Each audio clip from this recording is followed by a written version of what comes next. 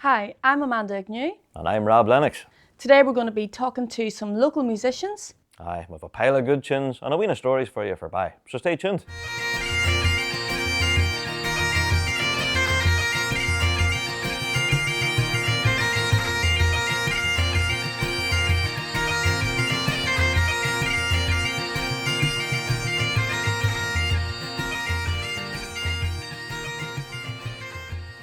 Well, a huge welcome, Andy McGregor. Andy, how are you? I'm good, Rob. Thank you very much. You're in God's country here in Doagh. You can't be bad. Eh, Well, here, tell us about the band you're going to have with us here today. It's called Kask, isn't that right? it's a pipe and based group. It's Bowron, Johnny White playing the Bowron, David McAteer playing guitar. He also does a bit of singing with the group, but there's different musicians comes in. It's based around the bagpipes, a bit of whistles in it as well, and traditional music across the board. There you go. So you're drawn from Irish and Scottish roots, I guess, for all Well, of us. we're yeah? also doing a bit of contemporary stuff with the whistles, and sometimes there's a fiddle player, and we mix it up. There you go. So how have you found crowd reactions then to yourselves? Oh, it's good, aye. We've done a few wee festivals, but I have a main group called Pure Blarney, and it's really busy. So to be honest, if somebody's after a piping or an instrumental session type set, we go out as Kask because we don't want people to get confused between the two groups. I see. And how do you think, well, people react whenever the Highlands come out? Because People like you the bring them out Highlands, in a wee room, they're loud, like, you know what I mean? If you're in a bar or a small room, as you say, a couple of tunes is good. Aye, After 2 or 3 tunes, people start going, yeah, all right, I've heard them. I see. Aye, We yeah. we get it, yeah. But no, the reaction to them initially is very good. There you go. You mentioned it was pipe-led and there was vocals as well. Do you write your own material? DJ writes his own material, Okay. and we integrate some of this into the group. But a lot of it's instrumental, which the other group's quite sort of folk rocky, Celtic rock. So you don't want, if somebody comes to book you, we don't want them seeing us doing pipe sets and sort of more laid back music and thinking, oh, that's not for me. So that's why the two different names. I believe you're going to play a wee of tunes for us then. Can you tell us about one of these ones you're going to play first? The first set we'll play is set of 4/4s. First one's Hills of Argyll. The three of them are traditional Scottish. Hills of Argyll into Garb of O'Gall, into Music of Spey. Very melodic. I love a good 3/4. A lot of these tunes was written sort of during the war, and a lot of history to them. So guys thinking about home and writing back, but great set of 4/4s, nothing better.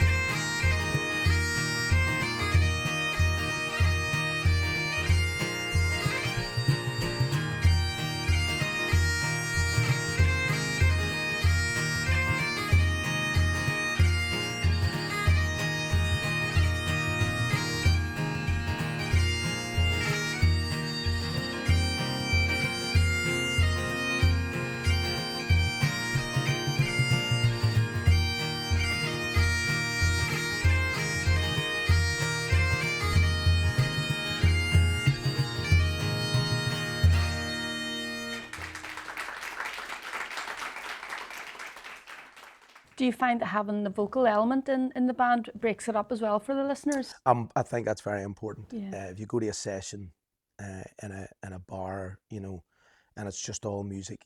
I was down in a session one night. It was with a guy that wasn't into music, and he says to me, "Why are they playing the same tune all night?" And they probably played 50 tunes, but there's someone that doesn't know. It's just so I think the song definitely, and the different instruments breaks it up as well. I think it's very important. There you go. But I'm sure like the music itself sort of opens that door for conversation for folk asking, what is this music? You know what I mean? Does that give you a chance then to start chatting about Ulster-Scots to folk? Well, it brings people together. Music, it's great for breaking down boundaries. That's really what it should be used for. That's it. And it gives that opportunity then to hear a yarn about it. Well, it gets a lot of travelling. I mean, the guys, I had a group of guys out in Belgium. We're just back from Belgium there. So playing this music does give people opportunities. It's a great carrot to dangle in front of younger players to say, if you learn this instrument or these instruments, and you know, you never know where you'll end up. And they see some of the older ones getting the trips. They're going to Germany or Belgium, France. You know, it's very popular in Europe. They are. How do you find it travels then? You know, you break out the Highlands Oh, in the no, middle of Belgium. Are they up for it? Oh, very good. Probably more so. We're maybe a bit used to it here, but Aye. if you get it out, it certainly it brings a crowd. There you go. Up for the crack, as they say. Absolutely, always. And Belgian beer, of course. Oh, here, doesn't no harm. Yeah. How do you find travelling with instruments like that? Do you find it tricky? It's getting more difficult. Yeah. So what we do, like we had a bouzouki player went with us out to Belgium with the book at a seat. We had a fiddle player travelled with us, a fiddle player that plays with us most of the time, all the time. We went out to France and we booked the fiddle a seat, and then they took it off her and put her in the locker up above. And we were saying, look, you've booked the seat for this, but you know, it went in the locker up above. Why not just put it there all the time? The bouzouki, bit longer. Guitars always go in the hold. Surprisingly, the guitar players seem happy enough for that. They're going to quite a sturdy case. But bagpipes can go into the wee 10 kg cases, so you have to break your pipes down and put them into. And these cases are getting smaller and smaller, so it's becoming more difficult to travel with instruments. It used to be no problem, especially with Aer Lingus was great, but now they're starting to clamp down too. Have you ever had to explain it to a security guard in TSA? Like, no, this is a set of pipes. The only time I had ever any problem was going to Ukraine. Right. And the girl was just like, no, don't know what this is. And she was looking up it and put it together, and they actually had to play them then. Oh, way. Yeah. You had to play them in So security I in the just airport? blew them up to show them that it was a working instrument. Wow. She was saying it could be a baton and you could hit people with this. And I goodness suppose sake. if you really wanted to, and I'm sure that's happened in a few band halls over the Could have years. done, aye, that's true. So it's educational as well. Well, hopefully for her. There you are.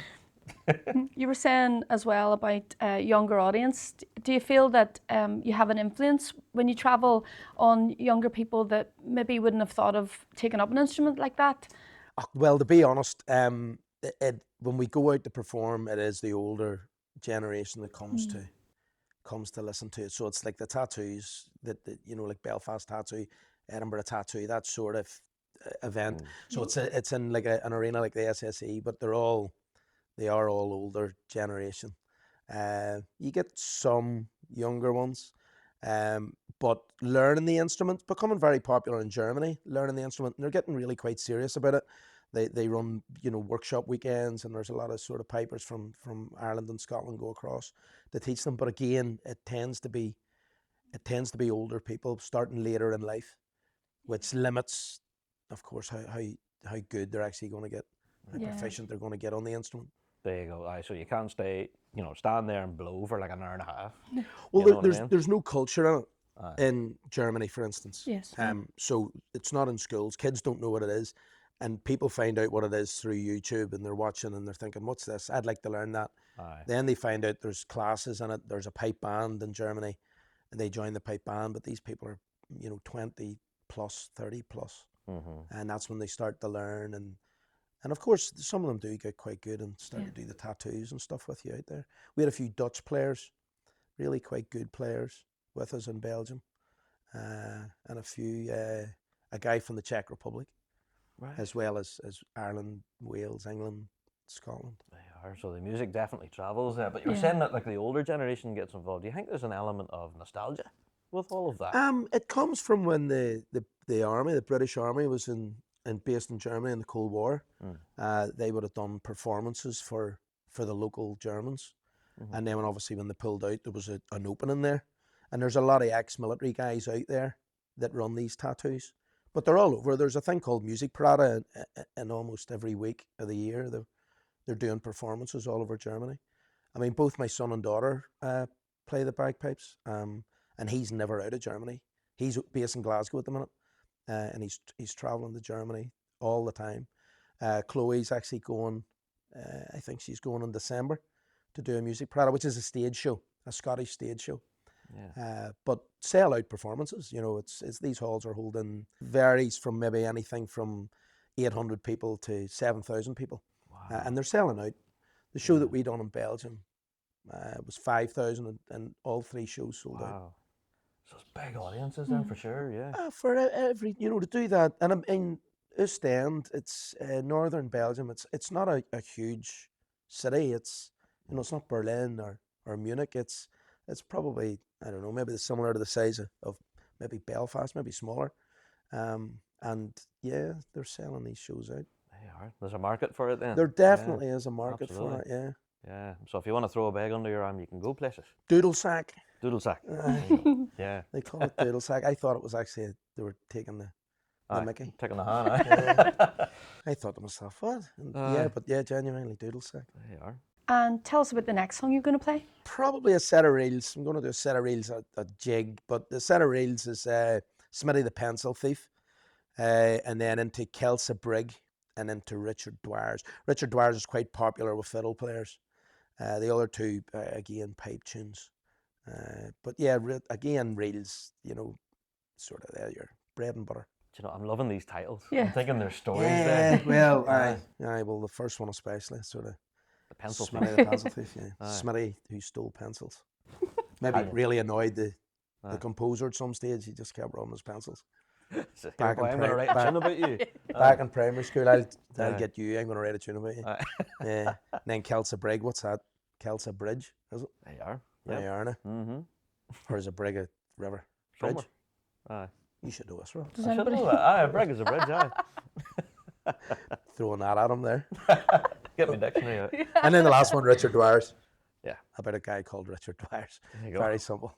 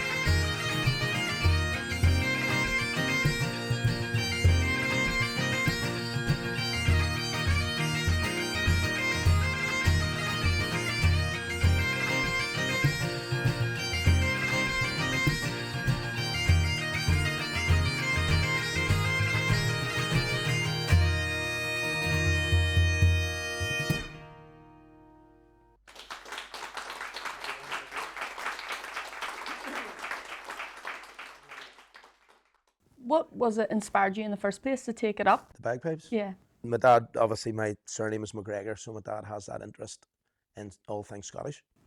There was a local band to his rafferty, and as a Christmas box one year, I got a little pack with a book and a CD and that was probably a tape actually, and a practice chanter, Yeah. and that was me then in January.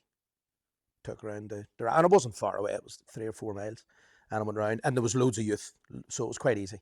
So you never walked into a hall with a lot of older guys, which seems to be more and more the case now. Yes. But one time, and there was maybe about, I don't know, 12 to 16 of us, all sitting around the table, and there's quite a good percentage of them still playing. I think there's easily 6 of them still playing.